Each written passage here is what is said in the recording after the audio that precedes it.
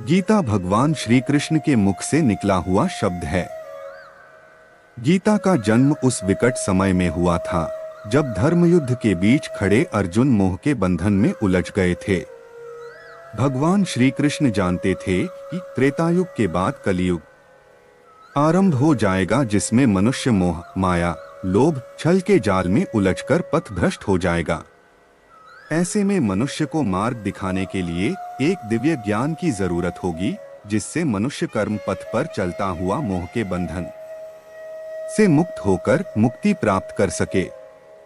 कुछ समय पहले एक फिल्म आई थी, ओ माई गॉड। फिल्म में भगवान के आधुनिक स्वरूप को दर्शाया गया था और उनके माध्यम से वर्तमान समय में गीता के महत्व और लाभ को बताया गया था।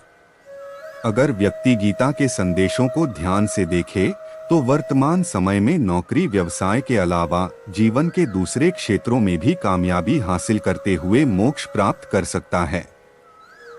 सेहत का रखें ध्यान। गीता का सबसे जरूरी ज्ञान है कि व्यक्ति संतुलित आहार ले और स्वस्थ रहे, क्योंकि सफलता के लिए ना तो अधिक खाने की और ना बिल्कुल ना खाने से प्राप्त होती है।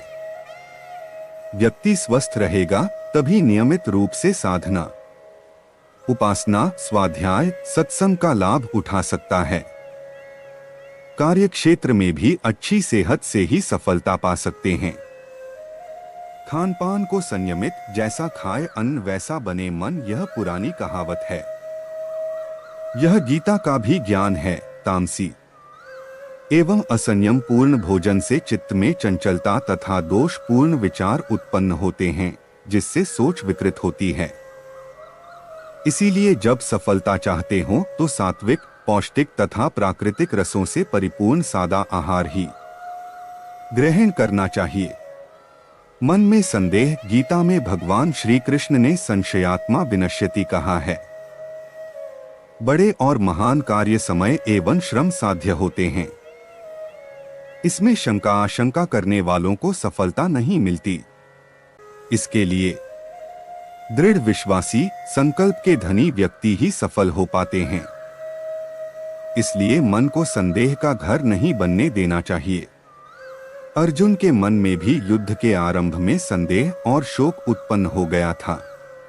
गीता के द्वारा श्री कृष्ण ने अर्जुन के इन दो शत्रुओं का अंत किया। कर्मफल में अरुचि। सफलता चाहने वाले को कर्मफल में अरुचि होनी चाहिए।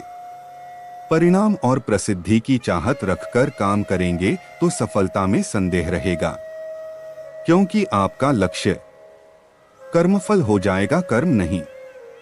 सफलता मिलने पर प्रसिद्धि पीछे पीछे आती है, इसलिए कर्म पर ध्यान देना चाहिए, कर्मफल पर नहीं। समय पालन जरूरी। किसी भी कार्य को ठीक एक ही समय पर नियम के साथ करते रहने से उस कार्य की आदत बन जाती है। समय पालन के अभाव में कोई भी साधना सफल नहीं होती। वासना से बचें। इंद्रियों को संतुष्ट कर पाना आज तक किसी भी साधन संपन्न व्यक्ति के लिए संभव नहीं हो सका। एक बार की तृप्ति दूसरी बार की तृप्ति का आकर्षण बन जाती है। कठोरता पूर्वक इनके दमन से ही वासना में नियंत्रण प्राप्त किया जा सकता है।